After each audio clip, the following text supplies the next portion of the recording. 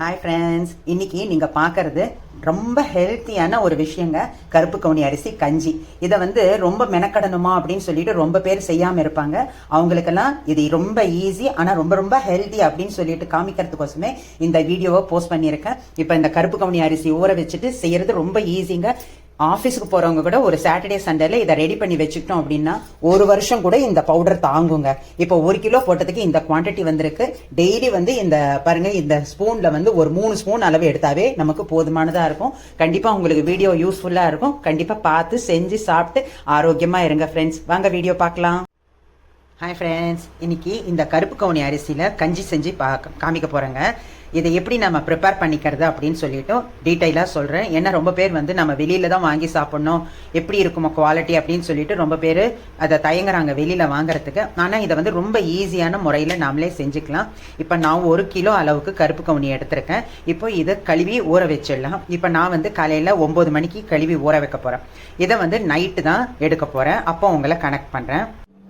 இப்போ பாருங்கள், நைட் 10 மணி ஆகுது. கிச்சன் ஒர்க் எல்லாம் முடிச்சப்புறம் இது மாதிரி வடியை விட்டுட்டு நைட்டு இதை போல் ஆற வச்சிடலாம். இதுக்கு ஃபேன் போடணும், வெயில் வேணும்னு இல்லை, நல்லா காஞ்சா போதும். காயிற வரைக்கும் நல்லா இருக்கும். இப்போ நைட்டு இதை ஆற வச்சிடலாம்.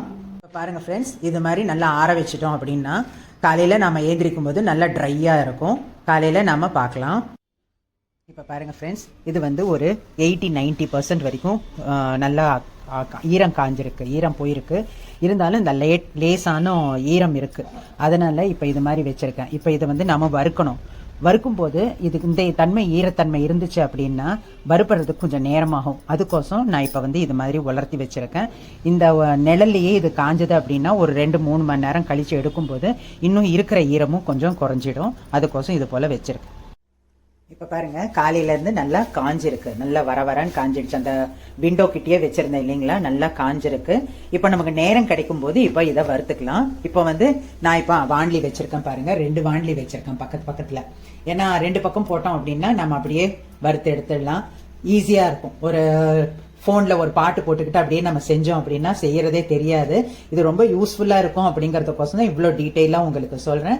இப்போ நம்ம அனல் வாண்லி சூடாகிற வரைக்கும் அனல் அதிகமாக போட்டுட்டு அதுக்கப்புறம் மிதமான சூட்டில் நம்ம இதை வறுத்துக்கலாம். இப்போ பாருங்க ஃப்ரெண்ட்ஸ், இது மாதிரி அனல் மீடியமாக தான் வச்சுருக்கேன், ஹையில் வைக்கல பாருங்க, கம்மியாக தான் வச்சுருக்கேன். இப்போ இது அப்படியே நம்ம லேசாக அப்படியே வறுத்துக்கிட்டே வரலாம். நல்லா பொறுன்னு சொல்லிட்டு வாசனை சூப்பராக வரும். அனல் அதிகம் போட்டிங்க அப்படின்னா உங்களுக்கு வேகாது. அது ஒரு மாதிரி இருக்காது, பதமாக இருக்காது உங்களுக்கு. நம்ம வரப்போக வறுத்தா கூட போதும். இல்லை உங்களுக்கு கொஞ்சமாக தான் போடுறோம் அப்படின்னா வாண்டியை ஒரு பக்கம் போட்டுட்டு இன்னொரு பக்கம் நம்ம அப்படியே சமையலை செஞ்சுக்கலாம். இது அப்படியே ஒரு பக்கம் கலந்துக்கிட்டே நம்ம அடுப்பில் அப்படியே சமையலும் செஞ்சுக்கலாம். ஒன்றும் பெருசாக கஷ்டம் இருக்காது. வெஜிடபிள்ஸ் சாப் பண்ணுறது, மற்ற வேலைகள் பண்ணுறது அப்படின்னு சொல்லிட்டு நம்ம நிதானமாக எல்லாமே செஞ்சுக்கலாம். ஒன்றும் பெரிய வேலை இருக்காது, வரப்போக கலந்து விட்டால் போதும். இது பாருங்க, இது போட்டு ஒரு 5 நிமிஷம் ஆச்சு. 1-2 பொரிய ஆரம்பிக்குது. அது மாதிரி பொரிய ஆரம்பிக்கும். அந்த பொரியறது மொத்தம் அடங்கணும். அந்த பொரிச்சு அப்படியே அடங்கும் அந்த சத்தம். அப்போ ஒரு 40 to 45 மினிட்ஸ். இது நான் 1/2 கிலோவா 2 பக்கமும் போட்டிருக்கிறதால 40 to 45 மினிட்ஸ் ஆகும்.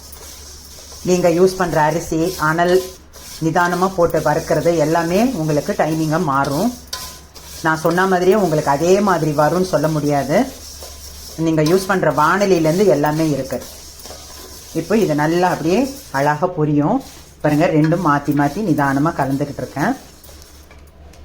இப்போ பாருங்கள் ஃப்ரெண்ட்ஸ், 2 வானலியும் அட் அ டைம் தான் அடுப்பில் வச்சேன்.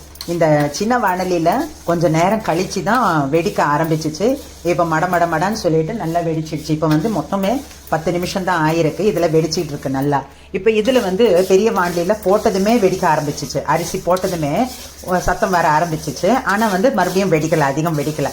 அதுக்கு தான் நான் சொன்னேன், வானலி திக்னஸை பொறுத்து கூட ஒவ்வொன்றும் ஒவ்வொரு மாதிரி வெடிக்கும் அப்படின்னு சொல்லிட்டு. இப்போ இது இன்னும் கொஞ்சம் வறுபடட்டும். பாருங்க, 40 மினிட்ஸ் ஆயிடுச்சு, 40-45 மினிட்ஸ் ஆயிடுச்சு. நான் அடுப்பு ஆஃப் பண்ணுறேன். நல்லா பொரிஞ்சிருக்கு, சத்தம் அடங்கிடுச்சு. இதில் சத்தம் அடங்கிடுச்சு. இதில் அந்த அளவுக்கு வெடிக்கலைனாலும் இதுவும் நல்லா வாசம் வருது உங்களுக்கு. அதனால நான் அடுப்பு ஆஃப் பண்ணிடுறேன். இதுக்கு மேலே இருந்துச்சு அப்படின்னா கருகினா மாதிரி ஆகிடும். அதனால நான் ஆஃப் பண்ணிவிட்டு இந்த சூட்லேயே கொஞ்சம் நேரம் இருந்தது அப்படின்னா இன்னும் நல்லா இருக்கும். அடுப்பு ஆஃப் பண்ணிட்டேன் ஃப்ரெண்ட்ஸ். இப்போ சூடு ஆறினப்புறம் நம்ம இதை அரைக்கலாம். இப்போ சூடு ஆறிடுச்சு. இப்போ நம்ம இதை மிக்சியில் ரன் பண்ணிக்கலாம். இது ஜல்லடை எல்லாம் ஒன்றும் போட வேண்டியதில்லை. பாருங்கள் எவ்வளோ நல்லா நைஸாக மெதிஞ்சிருக்கு. நல்லா பொரி மாவாட்டம் வாசனையாக இருக்கும். இப்போ பாருங்கள் 10 நிமிஷத்தில் இதை அரைச்சாச்சு. இப்போ இது சூடு ஆறினப்புறம் கொஞ்சம் லேசான வெதுப்பான சூடாக இருக்கும் மிக்சியில் அரைச்சது. இது சூடு ஆறினப்புறம் நம்ம கண்டெய்னரில் எடுத்து வச்சிடலாம். இப்போ இது கண்டெய்னரில் எடுத்து வச்சிட்டோம் அப்படின்னா 6 மாதம் 1 வருஷம் ஆனாலும் நல்லா இருக்குங்க, அருமையாக இருக்கும். இப்போ நம்ம காலையில் கஞ்சி காய்ச்சும் போது உங்களோட கனெக்ட் ஆகிறேன். இப்போ பாருங்கள் இது வந்து காலையில் நான் 6 மணிக்கு எடுக்கிறேன். இந்த பவுடர் வந்து நமக்கு எவ்வளோ வேணுமோ அவ்வளோ, அதாவது நான் ஒருத்தருக்கு 3 ஸ்பூன் அளவுக்கு போடலாம். நம்ம சாப்பிட்றத பொறுத்து அளவு பொறுத்து நம்ம இதில் வெஜிடபிள்ஸ் எல்லாம் நான் சேர்க்கறதில்ல 3 ஸ்பூன் போடுறேன். இப்போ இதில் வந்து தண்ணி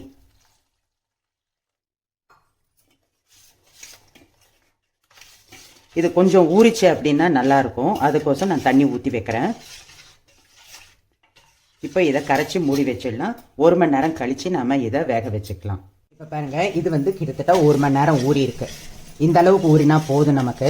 இப்போ இது வந்து அடுப்பில் வச்சுருக்கேன். அனல் கம்மியாக போட்டுக்கோங்க. அட் த மீன் டைம் பக்கத்தில் இருந்து ஒரு 2 நிமிஷம் கலந்து விடணும், இல்லைன்னா உங்களுக்கு அடிப்பிடிச்சிடும். பாருங்கள் இது உப்பு கொஞ்சமாக நம்ம டேஸ்ட்டுக்கு எவ்வளோ வேணுமோ உப்பு. இப்போ நான் குக்கர் கட்டிக்கிட்டு இருந்ததால இதை அடுப்பில் வைக்கல நான், இல்லைன்னா இந்நேரத்துக்கு இது ரெடி ஆகிருக்கும். ரொம்ப குவிக்காக செஞ்சுக்கலாங்க.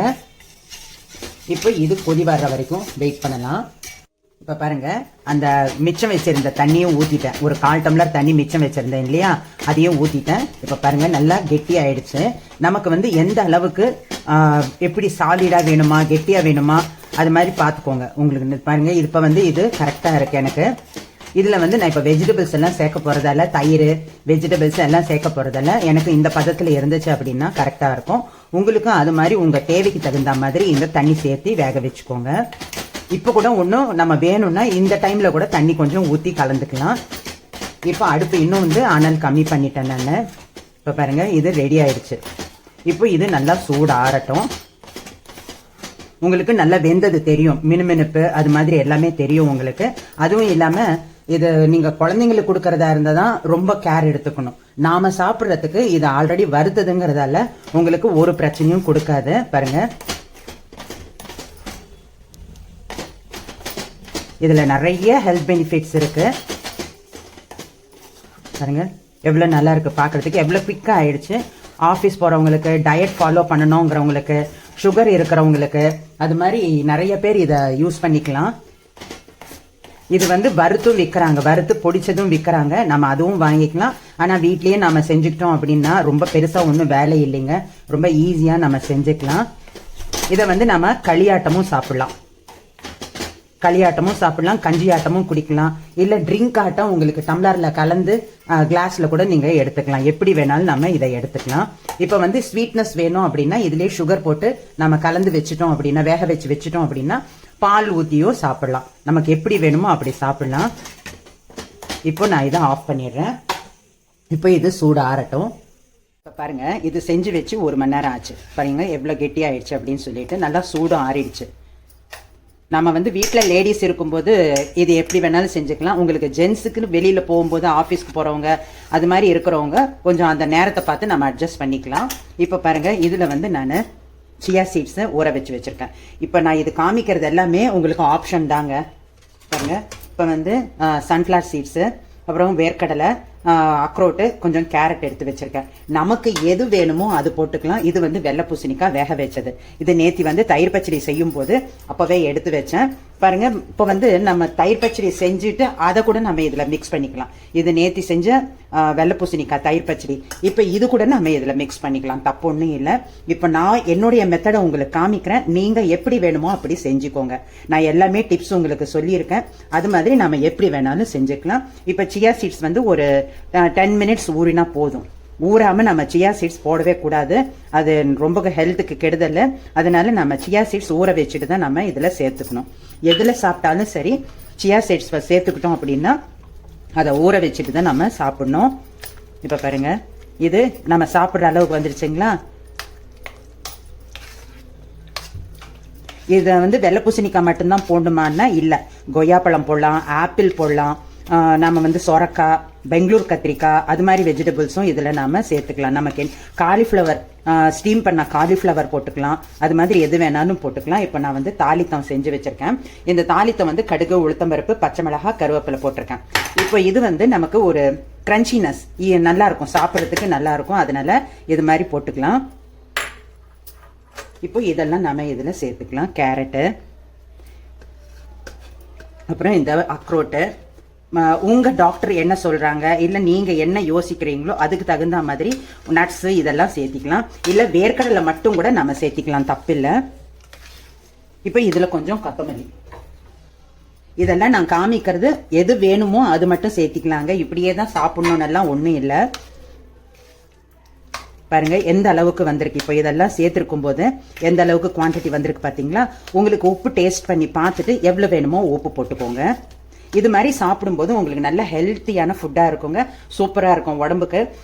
எண்ணெயை தவிர்க்கணும் அப்படிங்கிறவங்களும் இதை வந்து எல்லாருமே சாப்பிடலாம். அதுதான் மெயின். இன்னும் எண்ணெயை தவிர்க்கணும், டயட் பண்ணணும் அப்படின்னா இது மாதிரி சாப்பிட்டோம் அப்படின்னா உங்களுக்கு சுகர் கண்ட்ரோல் ஆகும், நல்ல சுகர் கண்ட்ரோல் ஆகும்.